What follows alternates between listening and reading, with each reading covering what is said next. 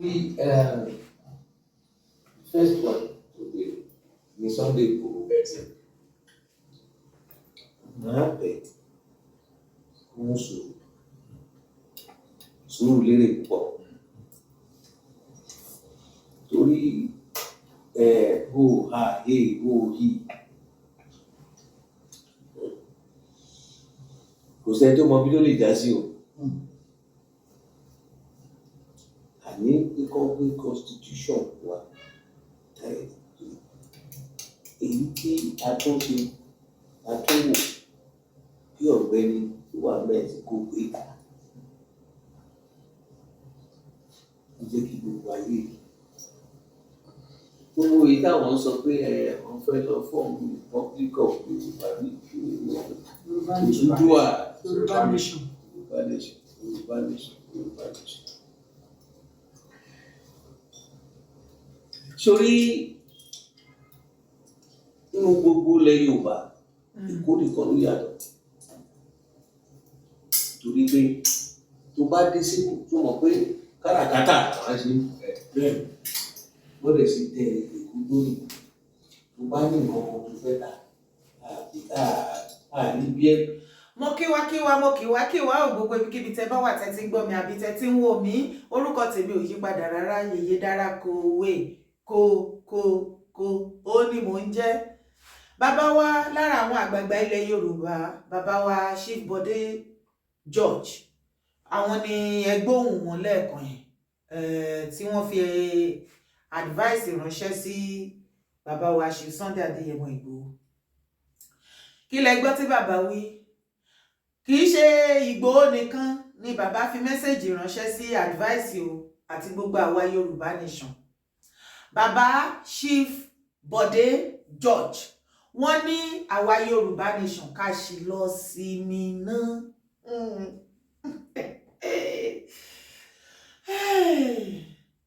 Wọ́n ní àwọn advice Chief Sunday Adéyẹmọ wípé gbogbo hi ha hey wípé kó sì lọ farabalẹ̀ náà kó sinmi torí wípé gbogbo ilẹ̀ Yorùbá bákan náà ni Èkó nìkan ló yàtọ̀. Wọ́n ní ìdí ni wípé ìdí tí Èkó fi yàtọ̀ ni wípé káràkátà òun ni wọ́n fi kó Èkó náà fi tẹ Èkó dó wípé jẹ́ gbé nǹkan tí mò ń tà lọ bí ìwọ náà gbé nǹkan tí ìwọ náà ń tà kó o gbé wá síbí ẹ̀yọ káàtà káàrà exchanging of commodity wọ́n ní òun ni Èkó bàbá ló sọ bẹ́ẹ̀ o. Ẹ̀yin èèyàn mi ọ̀rọ̀ rèé o ṣé ó ti wá hàn sí yín gbangba báyìí wípé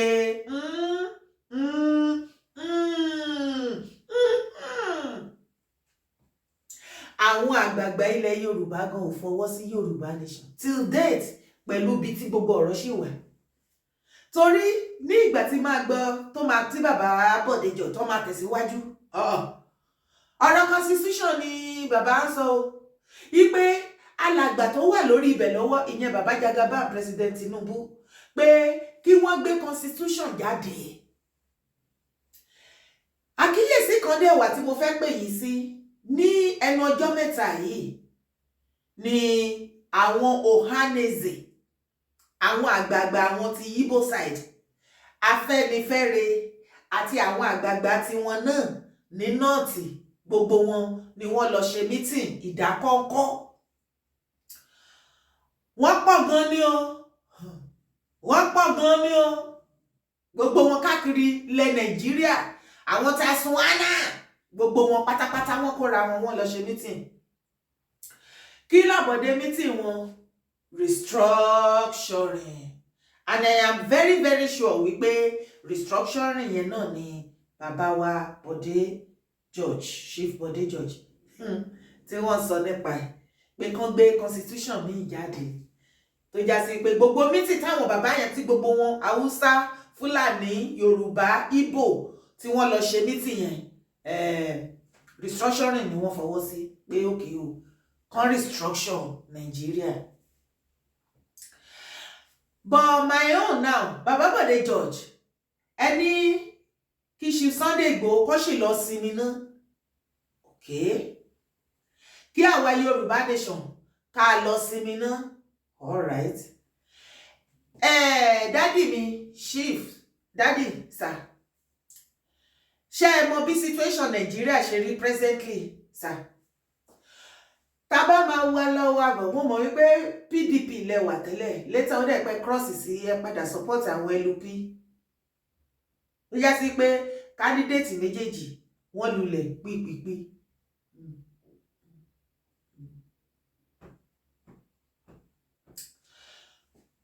daddy sir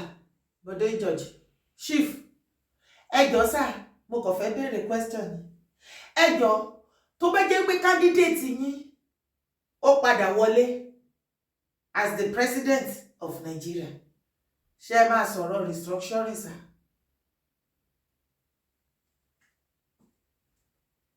àti wípé gan daddy ẹ sọ fún wa náà ẹni wípé tí wọ́n bá declare Jagaba ẹ̀yẹ bàbá Tinubu as the president of Nigeria bí wọ́n win àbí wọ́n ṣe swearing fún wọn everything ẹlẹ́ máa kúrò ní Nigeria ẹ máa relocate sir mo doubt ẹ pé Nigeria kò lè ti grant interview yìí mo mọ daddy mi daddy Bode George mo mọ̀ wípé kò ṣe Nigeria lè ti grant interview yẹn sir mo mọ̀ wípé interview yẹn from another country kan lórí ilẹ̀ ayé lè ti grant ẹ̀ daddy ẹ pẹ́ fún wa wàgbà onítọ́ lórílẹ̀ o daddy mo kàn fẹ́ pé àkíyèsí ẹ̀yin náà sí àwọn nǹkan kan ni o kí ẹ lè mọ situation torí ó dàbẹ́ ni wípé ẹ ò mọ situation Nigeria bí ó ṣe lè kókó tó ẹ jẹ́ kí ẹgbẹ́ daddy ẹ wá gbọ́ ọ̀rọ̀ lẹ́nu ìkan lára àwa ọmọ Yorùbá tó fi ẹ̀hónú ẹ̀ bàbá ààrẹ bàbá wa Bọ́lá Ahmed Tinubu mẹ́sẹ̀gì ni ó wà fún gbogbo àwọn tó bá jẹ́ kábínẹ̀tì bàbá Bọ́lá Ahmed Bọ́lá Ahmed Tinubu wá kàn bá mi pín fídíò bóyá bó tẹ̀lé personal assistant wọn kan ó lè rí fídíò wò. àwa tẹ̀sí bá yín gbé dáadáa. Bàbá ààrẹ Bọ́lá Ahmed Tinubu ń dífẹ́ǹdì Fẹ́mi Gbàjàbíàmílà nígbà tí wọ́n ní wọ́n ká ẹ̀sùn wípé Fẹ́mi Gbàjàbíàmílà pé ó kó ọ̀wọ́n owó kan jẹ wá ń dífẹ́ǹdì Fẹ́mi Gbàjàbíàmílà bàbá a máa wá kẹ́ jáde síta kẹ́ padà sọ fún ọmọ Nàìjíríà ìdí tí ẹ fi lè máa dífẹ́ǹdì because ẹ sọ fún wa iná ẹ fẹ́ stop corruption from there ẹ tún wá padà wá wọ́n wá sọ pé wọ́n bá ẹ̀sùn ní ọwọ́ ẹnìkan tó bá yẹ pé lóòótọ́ lódodo ẹ fẹ́ stop corruption the next thing tó yẹ kẹ́ sọ ní pé kẹ́ sọ fún Fẹ́mi Gbàjàbíàmílà kó kọ́kọ́ lọ fèsì ẹ̀sùn tó fi kàn náà kó lọ fèsì ẹ̀sùn tó fi kàn because wọn dédé sọ pé bàbá yẹn kówó jẹ ẹlẹ́ẹ̀kejì bàbá ẹ sọ pé ẹ yọ subsidy ní kẹ́ má yọ subsidy ní ẹ yọ but ṣé subsidy náà lẹ tún yọ lórí dọ́là bàbá àwọn èèyàn má ti kú tán lù bàbá ṣé subsidy náà lẹ tún yọ lórí dọ́là tí dọ́là ń rise every present day kí la fi ṣe yín kí ni àwa ọmọ Yorùbá fi ṣe yín kí ni àwa ọmọ Yorùbá kí la fi ṣe yín à ń bi yín ní ìbéèrè kí la fi ṣe yín ó dìgbà tẹ́ bá para tán lù àbí kí la fi ṣe yín kí ló dé ẹ ti ń fi ibi pa wá láti ọdún ìwá àkókò lè sọ̀rọ̀ ṣùgbọ́n bàbá kí ni nǹkan gẹ́gẹ́gẹ́gẹ́ tó ń ṣẹlẹ̀ nípa ọ̀rọ̀ dọ́là àrò skul sọ̀nà àrò jẹjẹ mọ́ ok ẹ ń wá káwọ́ kí gbogbo masses kan kó fi ayé ńlẹ̀ fún yín ni àbí ẹ kúkú sọ lẹ́ẹ̀kan náà because to my own opinion now, Baba, bóyá because ẹ tún lọ ra increase salary gbogbo àwọn olóṣèlú. The first thing ẹ kọ́ ṣe nìyẹn. Ẹ gbéra ẹ tún lọ ra mọ́tò owó nítorí pé ọ̀nà Nàìjíríà ò dáa. Wọ́n nítorí ẹ̀ náà ṣe lọ ra mọ́tò $200 million fún sẹ́nitọ̀ kan. Good. A ti mọ̀ pé ẹ nífẹ̀ẹ́ wa náà tẹ́lẹ̀ because ẹ bá nífẹ̀ẹ́ wa ẹ ní sọ pé torí pé ọ̀nà bàjẹ́ ok kẹ́yìn wa máa rí mọ́tò gidi gbé gbàgbé tí ọ̀nà yẹn máa bàjẹ́ káwa máa gbé mọ́tò jàkújàkú gbàgbé àbí. Good and fine. Baba, my own opinion, tẹ́ bá lè cancel zida kẹ́ cancel House of Representatives or House of Senate ká gbà pé a ní ṣínbà yẹn kan kówó tí ẹ̀ ń ná kó lè reduce tàbí kẹ́kú jẹ́ ká ta orílẹ̀-èdè wọn kẹ́jẹ́ ká ta Nàìjíríà kẹ́ fún mi ní share tèmi. That is my own opinion. Ẹ jọ̀ọ́ ẹ jẹ́ ká kú ta kẹ́ fún mi ní share tèmi so ibi tí bá fẹ́ gbà lọ kí n kú máa gbà bẹ̀ lọ. Ẹ jọ̀ọ́ ẹ jẹ́ ká ta ẹ fún mi ní share tèmi sá. That is me because ó dà pé ó ti sún wa ṣe ti sún wa kan ògiri. Ẹ jọ̀ọ́ ẹ ta Nàìjíríà kẹ́ fún wa ní share títí wa kẹ́ pín share olúkálùkù fún olúkálùkù. Eléyìí ti kọjá bẹ́ẹ̀ a lè gbà mọ́ra mọ́. Ẹ ṣé. Yorùbá padà sọ̀rọ̀ síta.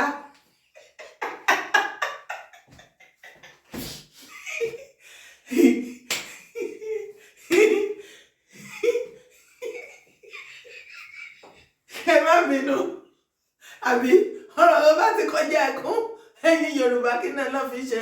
wọ́n fi rẹ́rìn ni ẹjẹ́ àjọ rẹ́rìn ẹjọ́ máa lo bẹ́ẹ̀ ẹyẹ bá ṣe sọ́dọ̀ yìí màámi ẹjọ́ rẹ́rìn àlè wá kú àwọn lè para wá. Àwọn leaders and elders wa nílẹ̀ Yorùbá wọ́n ti di kọ́ranjọ́gbọ́n mọ́ wa lọ́rùn àbí kí ládẹ fẹ́ ṣe ẹni tá a bá lè mú Ọlọ́run ọba la fi fún. Yorùbá ronú Ògúndé bàbá Ògúndé ọ̀run rẹ̀yìn o ẹ̀kan ìmájì ọdún tí bàbá Ògúndé tó ti kọ kí Yorùbá ronú àbí táwọn náà kọ àbáwọn kọ èyí tó bá jẹ́ bẹ́ẹ̀ ó bá rí bákan náà lọ́dọ̀ tí yín ẹjẹ́ àgbọ́ o báwo ni situation ṣe ẹ ráyè wọn bí ṣe ẹ ráyè wọn bí ẹ̀yin tẹ́sọ̀lẹ̀ Yorùbá di rádaràda ṣe ẹ ráyè wọn bí. Ṣé ń gbọ́? Ẹ wo nǹkan tí ìran Yorùbá dì. Ẹ má jà sọ pé Nàìjíríà oníkálùkù ti ń jà fúnra ẹ pọ̀fọ́ ti tọ̀ sí gbẹ̀gìrì báyìí kẹ́kọ̀ọ́ yẹn lẹ́nu. Nígbà tí àwọn àgbààgbà even till this very minute tí abiyamọ wò ṣùṣùṣùṣùṣù wípé kí ló lè tó báyìí tí ò rí nǹkan tó máa jẹ tí ò rí nǹkan tó máa mú bó ṣe máa ṣe ilé ayé tí oúnjẹ àárọ̀ ò bá tọ̀sán títọ̀sán ò bá kalẹ̀ tó wá wo ọmọ kókó ṣùnṣùnṣùn orò ìpọ́jú lásán lóró ìpé èdì ni kò ń ṣe bébí á o òríjínà ọmọ kókó kí ìyá yẹn kó má ro ti oṣù mẹ́sàn-án àbí ọjọ́ tó gbé tó rọjú bọ̀ ọ̀bá ẹ̀ torí ẹsẹ̀ kan ayé ẹsẹ̀ kan ọ̀run ni kó wá mú ọmọ yẹn pé kí ló kù tó ń lè ṣe o torí èmi believe wípé ó ti rò ó pin pé òun á lọ para òun ṣùgbọ́n tóun bá kú láì dispose ọmọ ọwọ́ ẹ̀ bí ìgbà tóun fi ìyàjọ ọmọ yẹn bí kóun kọ́kọ́ lọ ju ọmọ yẹn sódò kó kọ́kọ́ bódò lọ́nà kó kú kóun ṣẹ̀ṣẹ̀ wá lọ kú. That is the situation of Nigeria. Ìjọ orí many video àìmọye fídíò wọ̀nyí ni irú mi báyìí a lè gbé sórí péjì torí ọ̀pọ̀lọpọ̀ àwọn fídíò yẹn bí mo bá gbé wọn á ní mo ti go against community guideline so mo dẹ̀ kúkú dẹ̀rẹ̀ mo ti gbà fọ́lọ́run tèmi ìwọ̀nba tí n bá lè rí gbé à gbé ṣùgbọ́n mo mọ̀ wípé ọ̀pọ̀lọpọ̀ yín lẹ̀ come across àwọn fídíò yìí káàkiri lórí media houses káàkiri. Ìjọ lè ká yẹ àìmọye fídíò obìnrin tó ti lọ kó sínú làgùn ìjọ mọ iye àwọn odidi baálé àtàwọn young ones àti youth gbogbo wọn tí wọ́n kó sódò àwọn eléyìí tí wọ́n rí rescue ni o ọ̀pọ̀lọpọ̀ tí wọ́n kó síbẹ̀ táwọn èèyàn ò sí ń bẹ̀ àbí tí wọ́n lọ kó sínú odò níbi táwọn èèyàn ò ti ní rí wọn tó wà núgbó o lè mọ present situation ẹ̀yin Yorùbá all market kò sí wàhálà. A ní àáfàá tó ní ìyàn ń bọ̀ ó ń bọ̀ wá mú, kò ní sómi kò ní sóúnjẹ. Ẹ bá mi béèrè lọ́wọ́ àáfàá yẹn, ṣọmọ tí ẹ máa jẹ tírà nígbà tí ò bá sómi tí ò sóúnjẹ? Ọmọ tí ò ní jẹ tírà àjọ máa wà lẹ́nu ẹ̀, a sì ti jọ wà ń bẹ̀ báyìí. Yóò ọmọ Yorùbá ronú ìdàbọ̀. Yóò Yorùbá ronú. Mi ká mọ́ lajú rí àsílẹ̀ kìtà lùbọ̀ kó wọ̀ ọ́. Yóò ọmọ Yorùbá ronú. Yorùbá kọ̀ wọn ò ronú mọ́. Báyé ti gbà olókùn tó ní kálukú ń ṣe kiri. Ọ̀pọ̀lọpọ̀ tó ń sọ̀rọ̀ lọ́rọ̀ ti sú tí wọ́n mọ ohun tí wọ́n fẹ́ sọ mọ́. Torí pé kàkà kó sàn lára ìyá àjẹ́ wa, níṣe là ń fi ọmọ bí obìnrin, ẹyẹ wa yí ìlú ẹyẹ. Báwo ni ká ti ṣe ti àwọn àgbààgbà wa tí wọn ò ro ti àwa tá wà nísàlẹ̀? Ìgbésí ayé wọn ò ní ọlá tó jẹ́ wípé àwọn bàbá wọ̀nyí 70, 80, 90 going to 100. Ojú ayé ìgbà títí wọn ni wọ́n sì fi make decision àsìkò yìí. Wọn ò mọ̀ wípé ajá àwòyí ló padà mẹ́wọ́rọ̀ òwòyí lé. Wo ìwọ tó ń gbọ́ ni tó jọmọ Yorùbá, tó bá lọ ní bìlíìfù wípé ilẹ̀ yìí Nàìjíríà ó máa lórí ó máa nídìí, ó ní kinní kan, mẹ̀sáyà kan wá ń bọ̀,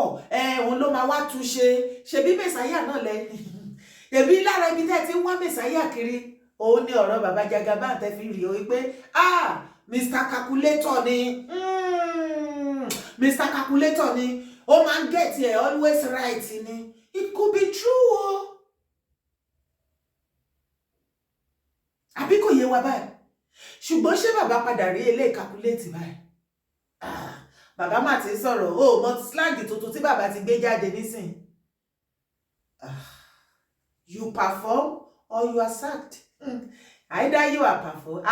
performed or you are removed. Bàbá ló sọ fáwọn mínísítà ẹ̀ bẹ́ẹ̀. Àwọn mínísítà gan ti wá sọ fáwọn àwọn workers lọ́ndà wọn. It's either go perform or you are removed. Lọ́bìnrin lọ́wọ́ kẹyàmọ́. Ẹ wo nǹkan tẹ́ sọ ilẹ̀ Yorùbá dí. Ẹ̀yin bàbá wọ̀nyí ẹ sì rántí àtúbọ̀tán. Ìbẹ́yìn lẹ́ ń decide fún wa. Kò sí wàhálà, gbogbo yín lẹ gbógun ti Yorùbá Nation Movement pé irọ́ ni kò tí ì yá. Oníkálùkù yín wá pínra yín sí political party kankan. Ẹ wá ń sáré àsádìjú, ẹ wá ń jàjàjàkú ń bẹ̀. Ibi tí wọ́n ti ń fọwọ́ gbé ẹlòmíràn lọ, ibẹ̀ ni ẹlòmí tó ti ń sọ wípé àwọn o tí lágbẹ́já kan bá win ní pátì ẹ̀ o, àwọn máa kúrò Nàìjíríà. But síbẹ̀síbẹ̀ náà everybody ṣì wà ní Nàìjíríà yẹn. Ìyà lórí ìyà lójoojúmọ́ fún gbogbo ìran ọmọ Yorùbá. Ṣebí ẹ̀yin Yorùbá lẹ sọ wípé kò tí ì yá. Òun náà ni bàbá ṣì sọ sí ọ̀rọ̀ tí wọ́n sọ tẹ́lẹ̀tẹ́lẹ̀. Òun náà ni Chief Bode George Daddy tí wọ́n sì tún ìtúsọ sí pé Yorùbá Nation kò tí ì yá. Wọ́n ní Yorùbá Nation kò tí ì yá. A máa pè yín kò tí ì kàn yín, ó máa kàn yín àti pè yín. Ẹ jẹ́ kí ebi kó lù wọ́n ní fún. Ẹ jẹ́ kí ọ̀pọ̀pọ̀rìpọ̀ ìyà kó jẹ ìran ọmọ Yorùbá dáadáa, kí wọ́n di ẹrú, kán di àtìpó káàkiri orílẹ̀-èdè, kí gbogbo wa sá tán ní orí ilẹ̀, so that àwọn tó fẹ́ wá gba ilẹ̀ níbi ilé tó máa pín sí lọ́wọ́ tá jámọ́. Bóyá àwọn ẹ̀yà ilé ló máa jámọ́ lọ́wọ́ láti ni, bóyá àwọn ẹ̀yà ilé nílẹ̀ Yorùbá máa jámọ́ láti ni. Torí as you can see, kò sí ọmọ Yorùbá kankan tó rẹ́dì láti defend ilẹ̀ Yorùbá àbí ìran Yorùbá. Wọ́n máa padà fi wá ṣe ènìní. Ilẹ̀ Yorùbá wọn ò ní pè nílẹ̀ Yorùbá mọ́ tó bá yá. Nígbà tí gbogbo wa bá ti travel tán, ìwọ̀nba àwọn tó bá kù tó wà lé, àwọn adẹ́kùkú gbà fọlọ́run, wọ́n kúkú gbà kí wọ́n máa ṣerú lábẹ́ àwọn because ọ̀rọ̀ tó wà lé yìí ó máa lẹ́tìkẹ́ gan ni. Sórí ìyà tó ń bọ̀ ní next year, ìyà tí ìjìyà ń sìn náà, ẹ̀yin lẹ ṣì ń jìyà nísìn. Ṣé mọ̀ pé téèyàn bá ṣì ń jẹun, ó níbi tó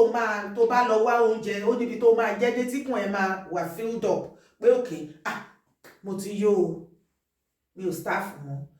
Tó bá wá fẹ́ tún bu òkèlè mí gan, tó bá ti yó débì, tó bá akọ̀wé agbèjúlẹ̀ pé mo ti yó. Ṣùgbọ́n oyè ń jẹ́ ni o. Ṣùgbọ́n tí kinní yẹn bá ń jẹ́, kò sí mo yó ń bẹ̀ o. Àlékún báyìí ni. ní as from next year pẹ̀lú gbogbo information tó wà lẹ̀ ẹ̀yin lẹ ṣì ń jìyà dìsín àti next year lọ ìyà bẹ̀rẹ̀ sí ní jẹ yín kò sí mo yó ń bẹ̀. tó o bá wá jẹ́ ìkan lára àwọn ọmọ Yorùbá tó lọ ní belief àbí o lọ ní hope kan lórí renewed hope tẹ́ ẹ̀ dúró dé ẹni pọ́n ti gáṣàkẹ́ létí lọ ẹ máa retí etí ábó ẹ ro imú gan á yá dànù torí kò sí nǹkan kan tó ń bọ̀ wá dẹ̀rọ̀ ló ń jẹ́ bẹ́ẹ̀ kò sí òòpù kankan níbì kankan ṣé bàbá Jagaban gan ní òòpù dání tó fẹ́ fún yàn ní òòpù gan ò sí lọ́dọ̀ bàbá ìrí tó rí bàbá Jagaban mo bí ẹni ọ̀rọ̀ ebú kọ́ ọ̀rọ̀ pé wọ́n èètì wọn kọ́ ju láìfù ẹ kó yé fi ayé ẹ sacrifice fẹ́ni tí ò rán ẹ ṣé wọ́n sọ fún ẹ pé ṣèyí pariwo ebi àbí gbogbo bó ṣe ń sọ̀rọ̀ mọ́tò owó epo wọn ṣé wọ́n sọ pé mọ́mí Fọláṣadé Tinubu wá complain fún ẹ pé òun ò rówó repo sínú mọ́tò wọn convoy ìmọ̀nà ń tò kiri àwọn gbẹ̀ngbẹ̀mù àbí màámi rẹ̀ mí àwọn ni wọ́n sọ fún ẹ pé wọ́n wówó no ẹ̀yin ni ìyà ń jẹ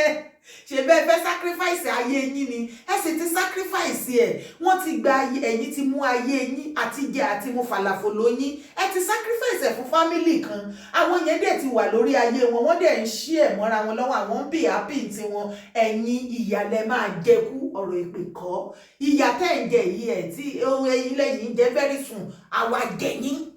ṣe ní àbòsí àti ọ̀tẹ̀ òun ló máa tẹ̀yìn rí olómọtẹ̀yìn rí ẹnu ẹlẹ́wà yẹn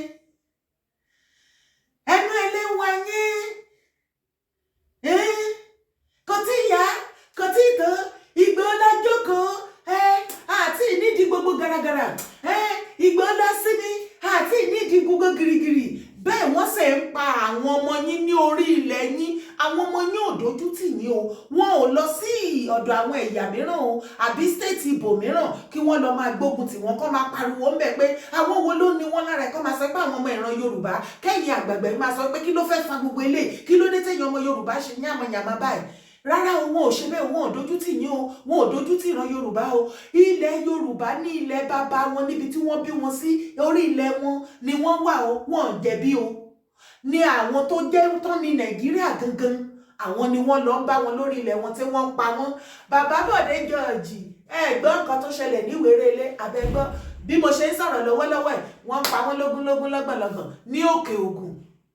bàbá Bode George abẹ́gbọ́n yẹn náà ẹ lè gbọ́ gbogbo ibikíbi ṣé Ondo State ní ká sọ ni lójoojúmọ́ ni wọ́n ń jíyàn gbé ni wọ́n ń pààyàn bẹ́ẹ̀ ìyẹn tí ó tiẹ̀ ti di bárakú ń bẹ̀ yẹn ṣé ti Kogi ní ká sọ ni àbíbo àbí Èkìtì ni wọ́n ti máa ṣọṣẹ́ àgàgà nínú Lagos State ìwọ tó ò bá mọ̀ wọ́n mọ̀ má pariwo ẹ̀ síta ni o wọ́n ń gbé yàn burúkú kidnapping tó ń lọ nínú Lagos State lọ́wọ́ ẹ̀ ó ní agbára burúkú ṣé o fẹ́ gbọ́ uniform làwọn tèkó ń wọ̀ ó dẹ̀ pé ẹ̀ tí ì já sí police uniform ó ní àwọn tí wọ́n ń jí ní gbé ní Lagos State wọ́n ní wọ́n ń wọ̀ tó bá ti wọ̀ bẹ́ẹ̀ yẹn tó rí ibi tó máa lọ dúró sí támáǹtì kinní wọn síbẹ̀ tó bá rí pé mọ́tò tó ṣe jìjìjì pé kinní kan wọ́n á rọra dẹ́ dúró wọ́n á dẹ̀ wọ̀bẹ̀ wọ́n á gbé ẹ wọ́n á ti fi sí ẹlẹ́gbẹ̀ẹ́ wọ́n dẹ̀ gbé ẹ lọ nìyẹn ẹni orí yóò dilé ọ̀pọ̀lọpọ̀ ni wọ́n ti padà tí wọ́n gba mọ́tò lọ́wọ́ ẹ̀ ọ̀pọ̀lọpọ̀ ni wọ́n gbé lọ ọ̀pọ̀lọpọ̀ náà padà gba ransom ṣùgbọ́n ẹ̀ ní gbẹ́mìs yẹn kó lọ kó fly everywhere ní Lagos State so kó lè mọ̀ kó mọ bí tó máa rìn sí ó pàdé boyfriend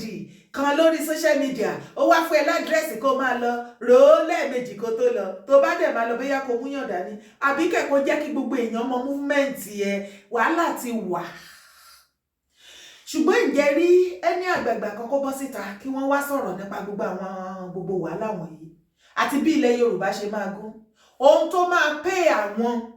òun làwọn ń fẹ́ òun làwọn ń sọ òun náà dúró lé lórí kò ń ṣe ohun tó máa pè ìwọ àti èmi gẹ́gẹ́ bí ọmọ ilẹ̀ Yorùbá torí David kò ti hàn gbàgbàgbà wípé ohun tó bá máa pè ìwọ àti èmi gẹ́gẹ́ bí ọmọ ìran Yorùbá kò padà pè àwọn bàbá wọ̀nyí and rather instead of pé ọjọ́ orí wọn at 70, 80, 90, 100 yẹn tó máa wí pé ọjọ́ ti lọ lórí wọn àgbà ọjọ́ tí ń dalẹ̀ àwọn ọmọ tó yìí ń bọ̀ látẹ̀yìn yìí ẹ jẹ́ ká ṣàánú wọn ẹ jẹ́ ká ṣe gbá kan àwọn already àti sacrifice anything wọ́n fẹ́ ṣe wọ́n fẹ́ jàjà godfatherism títí wọ inú sàréè ni. èèyàn tó bá gbọ́ dádì George Bode George tí ẹ sọ wípé Yorùbá nation káyìí lọ sí mi ná Ìgbòho kó lọ sí mi wọ́n rò pé mí ìbẹ́ni well fún ilẹ̀ Yorùbá àwọn ìbí ìran Yorùbá ni wọn ò ní mọ̀ pé titi yín nìkan lẹ̀ ń sọ òun lẹ̀ ń fẹ́.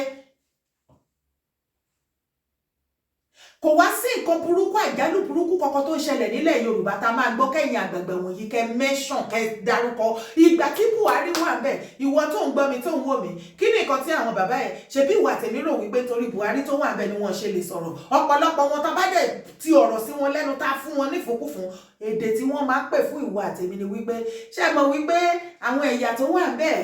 kò sí nǹkan tá lè ṣe sí ṣùgbọ́n tó bá jẹ́ wípé ibi tó ti tì bọ́ everybody yín lára nìyẹn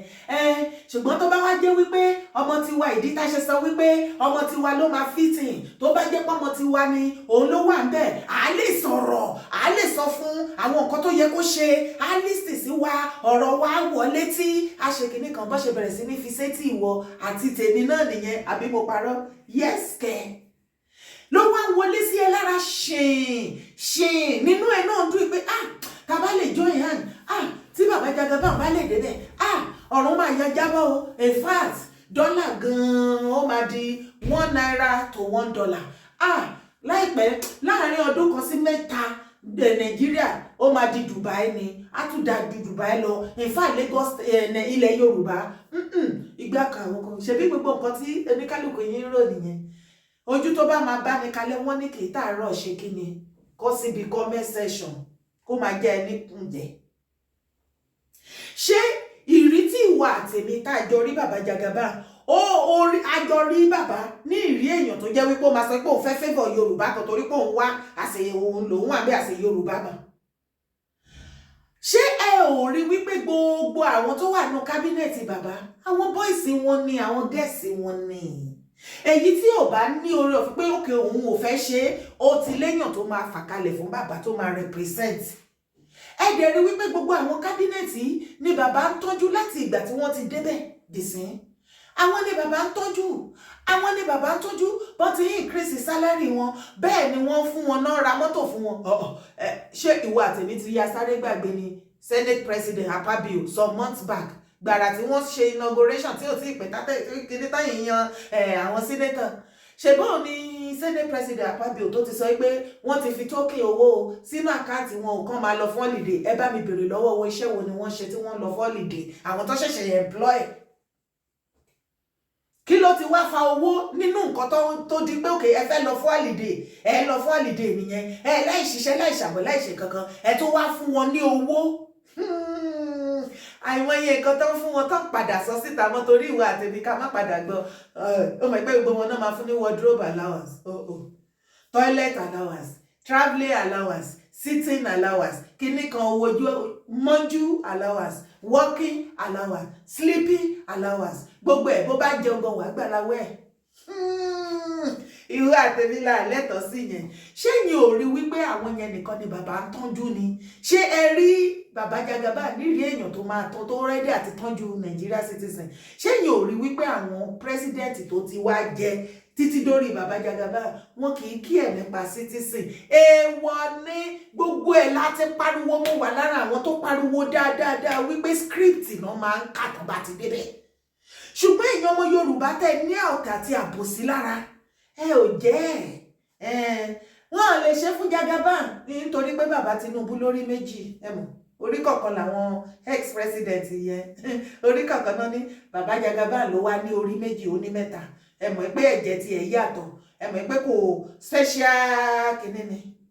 ẹ máa tanra yín ẹ mọ̀ tó wá fọ́nì sí mi jù ń bẹ̀ ni pé kí Yorùbá nǹkan tí Tinubu ò sọ positively Yorùbá wa máa sọ sí lẹ́nu pé nǹkan tó sọ leléyìí ṣé wọ́n fi ṣe yín ni ṣé wọ́n fi ṣe yín ni ìjọ yẹ ká rí anybody nínú yín tó máa yìí máa attack anybody tó bá complain nípa ìnira tó ní yín lára ní Nàìjíríà ìjọ yẹ ká ìrọ́mọ Yorùbá kan tó normal ní rẹ́sẹ̀sì ẹ̀ tó máa bọ́ sórí social media tó máa bá àwọn èèyàn jà lé lórí torí pé ìfún ọ̀pọ̀lọpọ̀ yín ti gàn ẹ̀yin ọlọ̀tẹ̀ inú wa ni mò ń bá sọ̀rọ̀, kò ṣẹ̀yin olóríire o. Tó o bá sì rí èèyàn kan tó jọmọ Yorùbá níbi tá a bá dé tí gbogbo nǹkan le kókókókó báyìí tí wọ́n dẹ̀ tún ń jẹ́ kó yé wa wípé next year máa worst ju year yìí lọ, tó jọmọ Yorùbá tó wá torí pé torí Tinubu jẹ́ Yorùbá ló wà bẹ́ẹ̀, tó mọ òtítọ́ tó lè sọ̀rọ̀, tí ẹ close mọ́ bàbá, tí ẹ ò lè pè wọ́n kẹ́ sọ fún wọn nǹkan tó ń ṣẹlẹ̀ nígboro, because mo máa ń ní believe pé tó bá ti dórí Aso Villa bẹ́yà system everything máa shut down ní gbogbo nǹkan tí everybody tí citizen bá sọ kì í wọ etí wọn.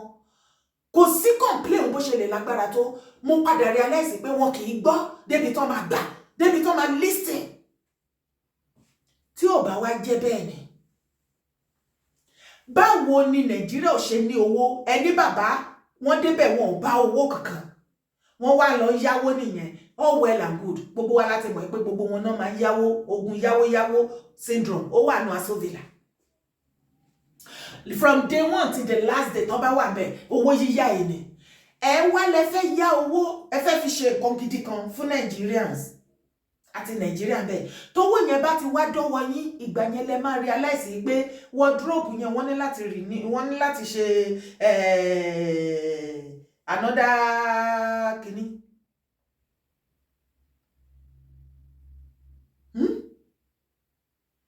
Ẹ fẹ́ change wardrobe, ìgbà yẹn lẹ máa mọ̀ wípé mọ́tò àbẹ́yìn ò rí gọ́fìmẹ̀ntì ni, ṣé gọ́fìmẹ̀ntì tó kí ẹ̀ faraàlú lélẹ̀, wọ́n ní ojú ọ̀nà ò dáa. Gọ́fìmẹ̀ntì instead tó máa gbé owó sílẹ̀ wípé kí wọ́n ṣojú ọ̀nà yẹn kó dáa, kí gbogbo nǹkan lè wà motorable fún àwọn every kind of car tó bá gbé gbabẹ̀ tí ò ní problem. Nigeria government wá solution kó lè mọ̀ kí ìwọ tó ń jà nítorí kó lè mọ̀ pé manus ni ẹ́. Aláàrú tó ń jẹ búrẹ́dì lọ́rẹ́, àwòrí ẹ̀ ló ń jẹ. Kàkà tí gọ́fìmẹ̀ntì á ṣe ọ̀nà yẹn tá wà movable fún every citizen, gọ́fìmẹ̀ntì wá wò pé kí làwọn lè ṣe, ẹ jẹ́ ká kúkú owó tó yẹ kí wọ́n fi ṣe yẹn, ẹ jẹ́ ká kúkú lọ fi ra mọ́tò fún gbogbo àwọn kábínẹ̀tì yẹn, so that a lè wà movable lójú ọ̀nà tí ò dáa, tó já sí wípé ẹ̀yin citizen tó kù tẹ́ ò ní oore ọ̀fẹ́ àti máa lo mọ́tò 160 million, yójú ọ̀nà yẹn máa tètè bá mọ́tò yín jẹ́, ó pẹ́ àsàmà fúfú yín, àsàmà rẹ́gẹ̀ yín ló ń jẹ́ bẹ́ẹ̀, ó pẹ́ kẹ́yìn gan tó bàjẹ́ síbẹ̀. So sí lára àwọn tí wọ́n plan fún Nàìjíríà, tó bá wá gbé ẹnu ẹ nígbèkúgbè, ayé ara ẹ ló ń bàjẹ́. Kò sí àgbààgbà mélòó ló wà nílẹ̀ Yorùbá tó rédì fún ìtẹ̀síwájú ọmọ Yorùbá, ilẹ̀ Yorùbá àti ìran Yorùbá. Oníkálùkù ń jà fúnra ẹ̀ nínà, wọ́n ní jà fún jóòsì nílẹ̀ Yorùbá mọ́, jà fúnra ẹ̀ lókù. Ẹ wá expect irú àwa, gbogbo wa kọ́ lẹ máa kó láyà jẹ, àwa kọ̀ọ̀kan sì wà tá yìí máa sòótọ́ ọ̀rọ̀. The only tètè lè ṣe fún wa ni pé ẹ máa sọ pé má connect mi mọ́ o, má introduce mi sí o, mi ìfẹ́ mọ irú èèyàn tó ń jẹ́ bẹ́ẹ̀ yẹn o, èèyàn burúkú ni ẹ sá fún o, èèyàn burúkú ni ẹ má sún mọ́ o, ìwà ẹ ò dá o, kíní kan ò ṣe o. Lẹ wá rò pé gbogbo ìyẹn ó ní ìtumọ̀ lọ́dọ̀ àwọn èèyàn kan, àbí somebody like me. Ẹ wo ẹ kọ́là kúrò lẹ́kọ̀ọ́ ẹ̀kọ́ òkọlà, kémi gan tó bọ́ síta pé mo fẹ́ sòtítọ́, mo ti mọ̀ wípé olóòótọ́ kì í lẹ́ni. Wọ́n wú máa mọ̀ pọ̀ ní mi ò, mi ìran anybody. So tó bá ló bá mi ṣe lánàá tó bá mi ṣe lé ní àsàmà fúfú, ṣùgbọ́n òtítọ́ yẹn ni máa dúró lé lórí, mo máa tẹ̀ pa torí ó fi mí lọ́kàn balẹ̀, tí bá sùn máa hun. Mi ò ní guilty conscience. Mi ìwá sórí social media kí wá parọ́ fún yín, kí máa jánu, kí wá dé behind the closure, kí máa ṣe otherwise. Ohun tó bá rí mi tí mo sọ yìí, tó bá jẹ́ lé behind the closure náà, mo tó ẹ̀ tó máa sọ jù bẹ́ẹ̀ lọ, torí èèyàn ní láti ṣọ̀rọ̀ sọ lórí social media.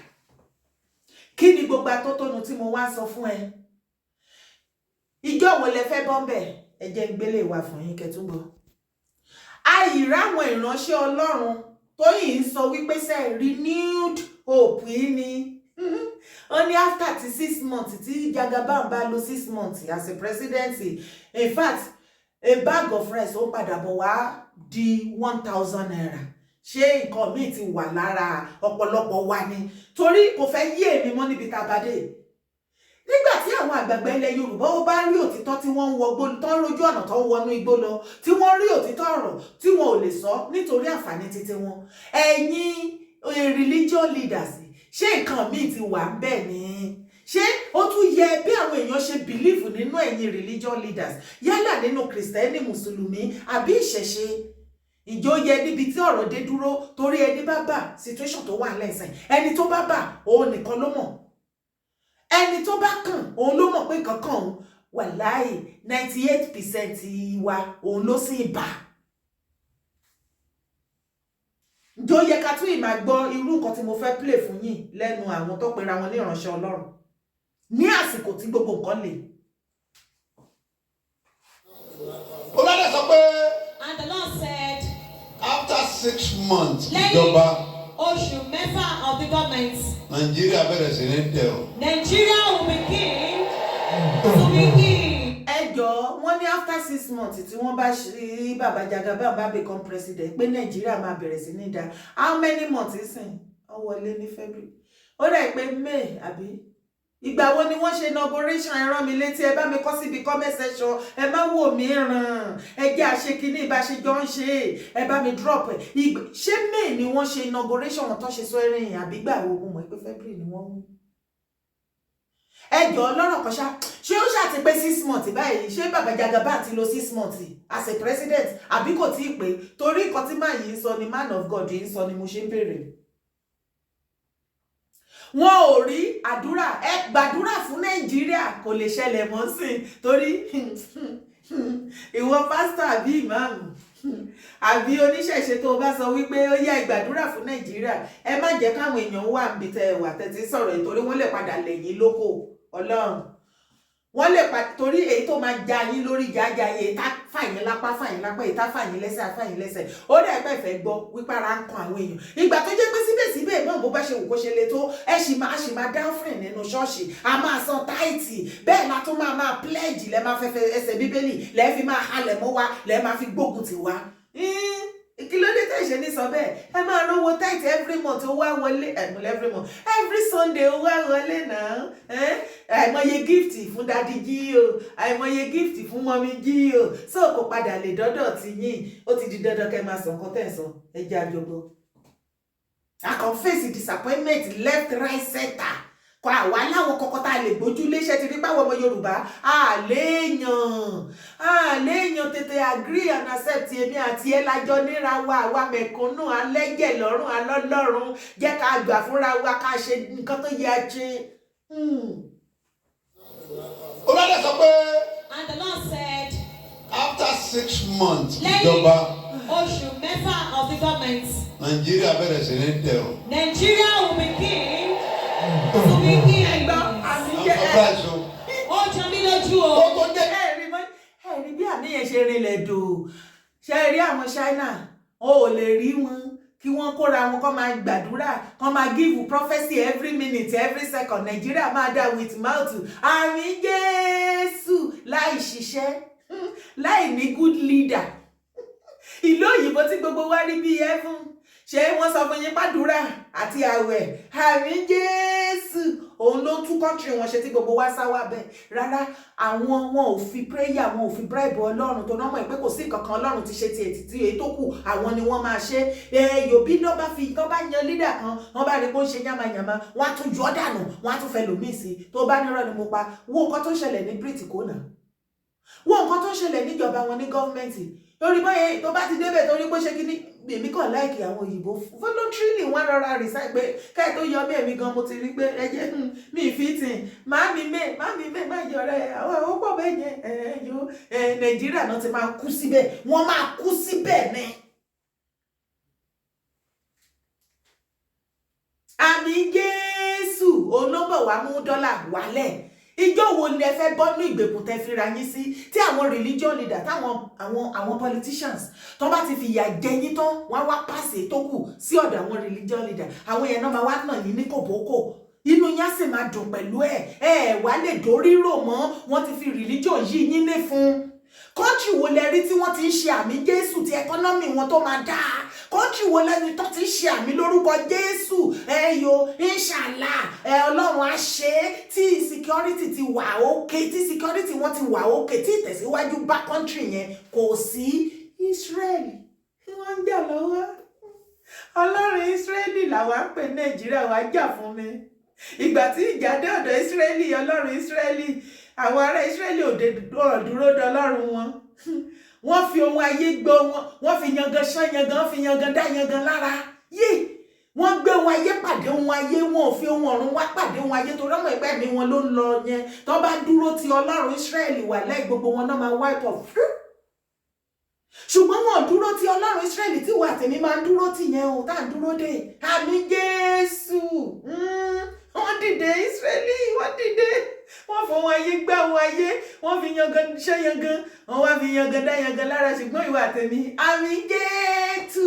Ìgbòho wá dìde, ó wá ní irọ́ ọ̀rọ̀ àmì kọ́ leléyìí. Gbogbo nílẹ̀ ń bẹ̀rù tẹ́ ẹ̀ sá sẹ́yìn, èèyàn kan ló máa bẹ̀rẹ̀. Òun wá dìde pé protection ilẹ̀ bàbá òun ò ní gbàsẹ̀ kí wọ́n máa pa àwọn èèyàn nípakúpa. Ẹ̀yin kan, ẹ̀yin àgbààgbà wá dé, kàkà tẹ́ tún máa sọ thank you. Ìpẹ́ tí ẹ̀ ní irú àwọn akíkanjú ọmọ báyìí ní sàkání àti nílẹ̀ Yorùbá. Kàkà bẹ́ẹ̀, Igboho lọ sinmi, Igboho lọ rest. Gbogbo Yorùbá nation, yẹn ká tiẹ̀ ṣe kọ́kọ́ lọ sinmi náà, ká máa jìyà lọ. Tó ẹ̀yin ọmọ Yorùbá, àwọn àgbààgbà ilẹ̀ Yorùbá ní ẹ máa jìyà lọ, kẹ́ ẹ jìyà dọjọ́ alẹ́ yín o. Ẹ jẹ́ àgbọ̀ ilé tí bàbá yìí sọ tán bí. Olórí sọ pé. And the Lord said, after 6 months, lẹ́yìn oṣù mẹ́fà of the government, Nigeria bẹ̀rẹ̀ sí ní tẹ̀ ọ́. Nigeria will begin to be kings. I'm surprised o. Ó jọ mí lójú o. Ó tó jẹ́ ìjọba lóru àti sọ. The Lord knows it. Ṣé ìgbọ́ tẹ́lẹ̀ ni? But don't you hear it before? Ẹ̀hẹ́ ti gbọ́ tẹ́lẹ̀. You've heard it before. Now listen to me. Ẹ tẹ́sí bẹ̀rẹ̀ jẹ́ gbọ́ mi. Ẹ farabalẹ̀ gbọ́. Listen attentively.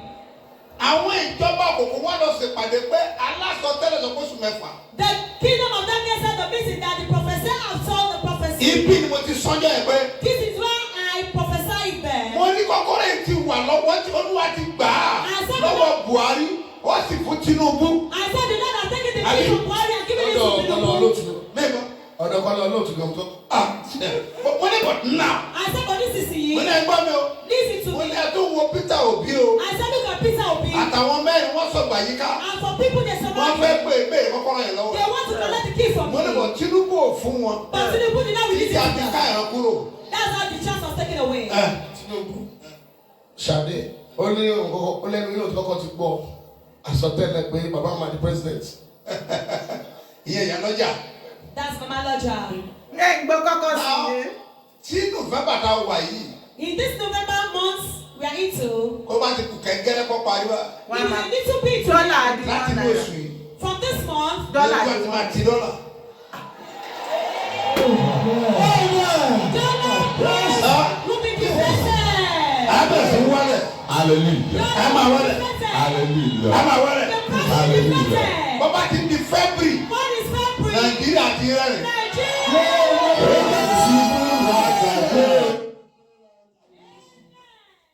Ìgbàrúwò lọ́kàn tó lé wa jáde ilé. Ṣé ń gbọ́? Ṣé ẹ ti ráyé? Wọ́n ní November yìí, wọ́n ní $1 á di $1. Wọ́n ní dọ́là máa wálẹ̀ $1 to $1 wọ́n. Dádì yẹn náà sọ. Torí wọ́n tún ti sọ náà pé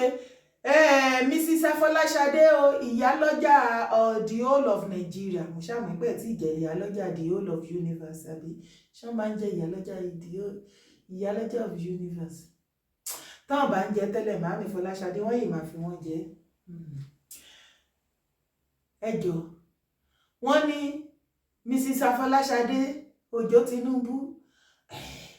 wọ́n náà sọ wípé ẹnu dádì wa ìránṣẹ́ Ọlọ́run yìí pásítọ̀ yìí làwọn ti kọ́kọ́ gbọ́ pé dádì wọn ó máa become president o. Bàbá dẹ̀ tún wá sọ pé 6 months tó bá ti débẹ̀ gbogbo nǹkan máa ṣe bẹ́ẹ̀ fẹ́ tí ara yín gbọ́ nísìnyí. Kódà gan wọ́n ní ní November kó tó parí $1 to $1 ni. Bí dọ́là bá ti wá di $1 to $1 kí ni irú àwa yìí ṣe ń lo òyìnbó? Nàìjíríà yá lẹ́lẹ́lẹ́ má wà léèbù ní kíni ní $1 to $1 àjọ máa gbé Nàìjíríà yìí ni Ọlọ́run. Ṣùgbọ́n sí nǹkan tọ́lọ́run ò lè ṣe o wàláhì kò sí nǹkan tí Ọlọ́run ò lè ṣe kàn yẹ pé ọ̀pọ̀lọpọ̀ gbogbo nǹkan tọ́lọ́run lè ṣe òun ni ò ní ṣe tó bá yé ẹ ọ̀rọ̀ yẹn bá yé ẹ irú abracadabra tó fẹ́ ṣẹlẹ̀ ní Nàìjíríà tí bàbá Tinubu fẹ́ ṣe tí $1 á become £1 ní as from this November is what I don't understand o ṣùgbọ́n o ó dẹ̀ pọ́n ní dọ́là wálẹ̀ o ẹ̀jẹ̀ àjọ máa wo ẹnu ẹni gbogbo wa jọ wà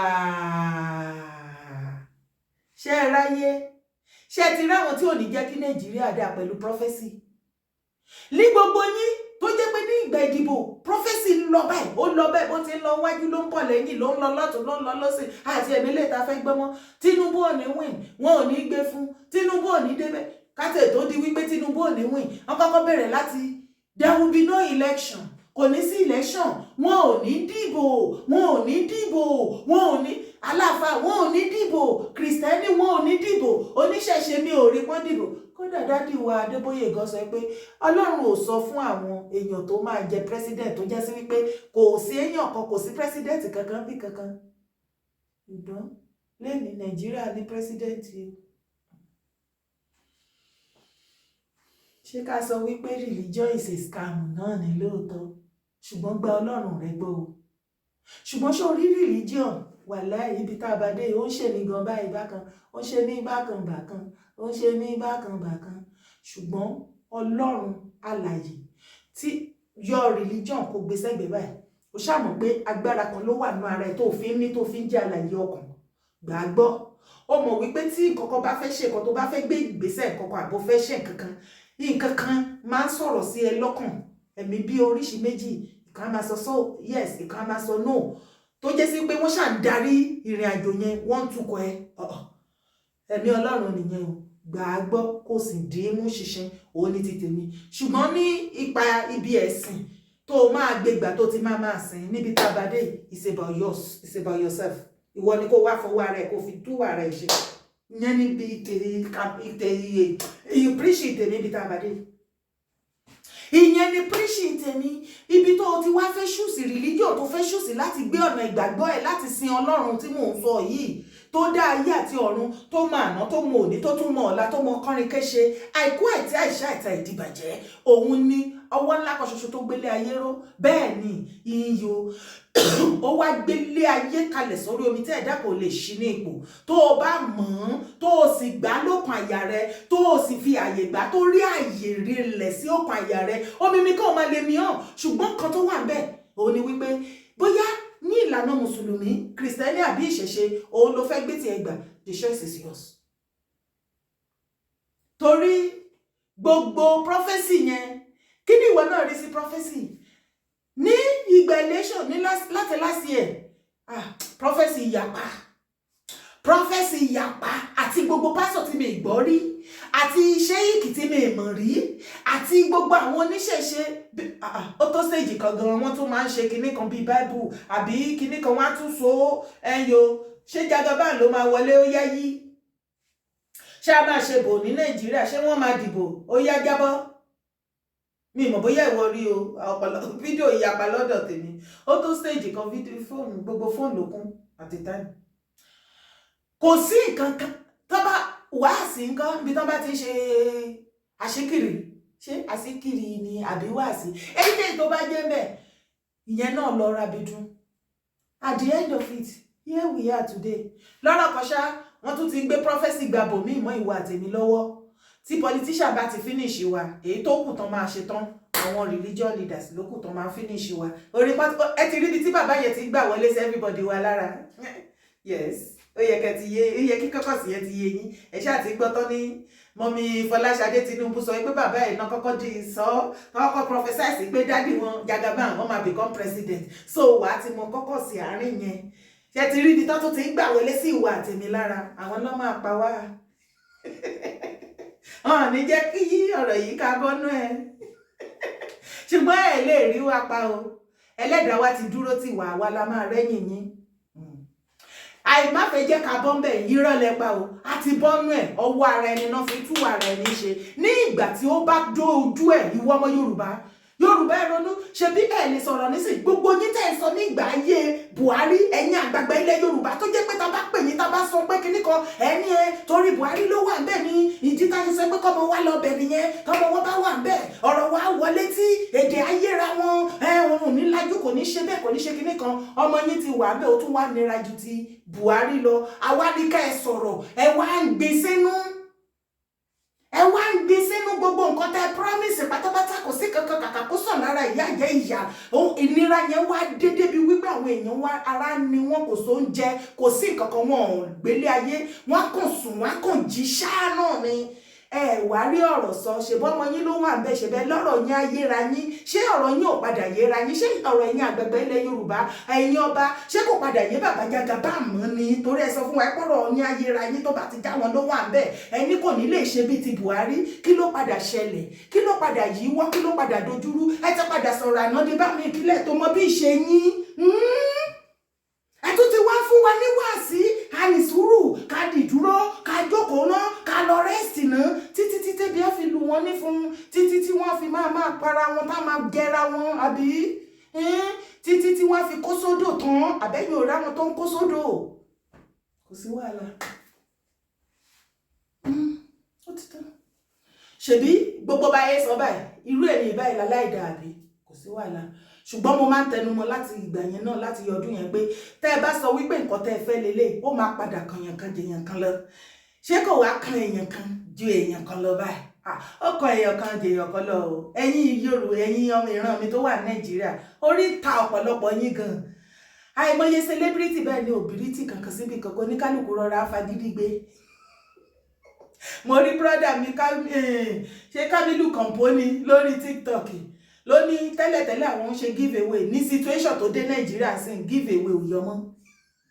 àwọn gangan ní ìdí give away ló ń jẹ́ bẹ́ẹ̀ so condition yẹn ti critical oníkálukú rọra Yorùbá ẹ̀ wá lè sọ̀rọ̀ lẹ́yìn tẹ́ sọ pé tó bá jọmọ yín ló wà ń bẹ́ ọ̀rọ̀ á ṣe é sọ ìgbà yẹn lọmọ yín wá débẹ̀ tá gbé débẹ̀ tán lọ́rọ̀ wá ṣe é sọ mọ́ ọ̀rọ̀ wá tán lẹ́nu yín lẹ wá ń gbé sínú ẹ ò lè gbé síta mọ́ àbòsí ti pa yín tó bá jẹ́ pé ẹ̀yà mìíràn ló wà ń bẹ̀ ṣé ẹ̀yin Yorùbá ẹ̀ ní sọ̀rọ̀ ẹ ti fẹ́ rojọ́ kú ẹ ti ṣoríṣiríṣi ẹni ẹ̀ láwà yẹn kò sí wàhálà ẹ̀yin tèmi fídíò ètò ti gùn lẹ́nìí kí lẹ́yìn náà rí sí gbogbo àlàyé tá a ṣe sílẹ̀ yìí àbí ká tún play kíní ọ̀rọ̀ bàbá yẹn lẹ́ẹ̀kan sí ẹ̀jẹ̀ àgbọ̀ lẹ́ẹ̀kan sí. torí first one tó bèrè ní Sunday Igboho máa bẹ̀ fún sùúrù lérè púpọ̀ torí ho ha he ho hi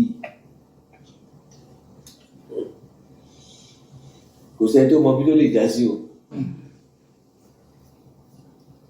àní kíkọ́ gbé constitution wa èyí tí a tún ṣe a tún wò kí ọ̀gbẹ́ni tó wà mẹ́sì kó gbé ta ó jẹ́ kí gbogbo ayé rí gbogbo èyí táwọn ń sọ pé wọ́n fẹ́ lọ fọ́ọ̀mù public of beauty tàbí Yorùbá nation.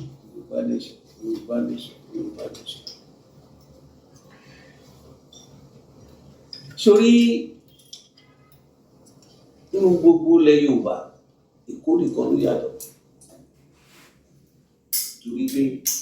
tó bá dé síkù tó mọ̀ pé káràkátà wá ṣe bẹ́ẹ̀ Bode sì tẹ Èkó lórí. ẹ ti gbọ́ ẹ tún ti gbọ́ tọ̀ àwọn àgbààgbà ló sọ bẹ́ẹ̀ o bá mi drop comment ẹ sábẹ́ fídíò yìí má wàá gbàgbé láti bá mi pín káàkiri gbogbo ibi tó yẹ kó bá mi pín dé ẹ má jẹ́ kó jẹ́ yín nìkan gbogbo ẹ̀yin tẹ́ ẹ̀ ń bá mi pín tẹ́ ẹ̀ sì ń bá mi kọ́mẹ̀ntì tẹ́ ẹ̀ ń bá mi tẹ láìkì tẹ́ ẹ̀ ń bá mi tẹ lọ́ọ̀fù àjọṣepọ̀ wo ò ní bàjẹ́ ilẹ̀ Yorùbá gbèyìn ilẹ̀ Yorùbá gbèmí àjọṣe wa máa jọṣe pẹ́pẹ́pẹ́ lójú ẹ̀mí ìwọ àti èmi ilẹ̀ Yorùbá padà rí bó ṣe wù wá ẹ má jẹ́ kó sú wa o tá a bá ti lọ give up kò ṣàtúnṣe o ẹ jẹ́ ká máa ṣe lọ wẹ́rẹ́wẹ́rẹ́ bá ṣe ń ṣe yìí bó ṣe kọ́mẹ̀ntì yẹn ò ní mọ̀ wípé kọ́mẹ̀ntì èmi nìkan kan ni mò ń kà àwọn tó ń kà pọ̀ bàjẹ́ torí rìpọ́ọ̀tù ń dọ́dọ̀ tèmi. I love it. Tẹ́mi bá sọ tèmi lẹ́nu ẹ fi tiyín síbi comment section ẹ gbé gorí wọn. Yes, ẹ jẹ́ ká jọ já wọn lé. Tẹ́mi bá ń gé wọn jẹ bí ìwọ náà gé wọn jẹ bí ibi tó bó bá lè di kòkòrò kókó wọnú mú wọn, èyí tó máa kó wọnú ojú, èyí tó máa kó wọnú etí, bóyá abẹ́ ló máa gbà wọlé ni. A gbọ́dọ̀ jẹ́ kán rárá fi balẹ̀. Bẹ́ẹ̀ ni títí tán fi máa ṣèfẹ́ inú ìwà tèmi. Má jẹ́ kó sú wa. Àní o má máa gbọ́ àwọn fídíò yìí kó máa kọ́kọ́ sókè. Mi ní kó gbọ́ kó kọ́kọ́ sókè. Àtúnṣe ni ìwà tèmi wà fún. Kí ni ọ̀nà àbáyọ? Solution ni kó bá mi mú sílẹ̀. Má sọ wípé ìròyìn ìbànújẹ́ ní Nàìjíríà kò síbi tí kò ti sí gbogbo oríṣiríṣi nǹkan. Ó ti dé bá wa náà nìyẹn ti wà lẹ́nu ẹ̀ nìyẹn. Tó bá wá fẹ́ wò ó kọ́rọ̀ mi kó lè yẹ jẹ́ ronú àwọn ọmọ tá a bí sílẹ̀. Tí èmi àti ẹ bá ṣe wàhálà yẹn táwọn ọmọ yìí padà rí ilé ayé gbé, ṣé inú ẹ ò ní dùn, ṣọ́kàn tí ẹ ò ní balẹ̀. Ó yá tó bá yẹ pé àwọn òbí wa àwọn ṣe bí àwa báyìí ni there is possibility ká má bìdé ibi tá a wà ẹ̀kọ́ làbá máa wà bóyá àbá ti sún sí iwájú jù báyìí lọ, ṣùgbọ́n ó ti wá ṣẹlẹ̀ náà nìyẹn. Ìwọ̀nba wa tá à ń ṣe jẹ́ ká máa ṣe lọ. Má jẹ́ kó rẹ̀ ẹ́ náà, má give up, má sọ pé ó ti sú ẹ. Rántí o, nǹkan rẹ̀ kan kì í jẹ́ kó ṣòun o. Tí ò bá fi sú irú àwọn ẹ̀ pẹ̀lú oríṣiríṣi ogun attack left right center physical spiritual and everything, then má jẹ́ kó sú ẹ náà. Wá bá mi mú fídíò kó share dọ́dọ̀ àwọn politician, bá mi share fún kábíyèsí tó súnmọ́, bá mi share fún baálẹ̀, bá mi share fún alára ajẹrò ọ̀rọ̀gùn ilé ìlà, bá mi share fún anywhere ní pé kí wọ́n gbọ́ dandan ní torí wípé ibi tí ọ̀rọ̀ yìí dé dúró nìyẹn. Kò sí nǹkan kan tá lè fi jagun lọ́wọ́ ẹ̀. Ogun ẹnu là ń jà lọ́wọ́lọ́wọ́. Ó yá ó ti yá nìyẹn. Ṣé mo wí rẹ̀ àbí mi wí rẹ̀? Ọlọ́run yá sí mo padà wí rẹ̀.